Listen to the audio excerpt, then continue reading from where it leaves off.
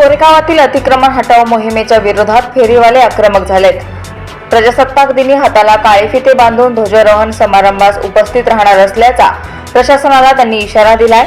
सर्वोच्च न्यायालयाचे आदेश असून देखील कोरेगाव शहरात नगरपंचायतीचे मुख्याधिकारी हॉकर्स झोन तयार करत नाहीत। निष्कारण अतिक्रमण हटाव मोहीम सुरू करून गेली 50 ते 60 वर्ष व्यवसाय करणाऱ्या फेरीवाल्यांना त्रास देत आहेत।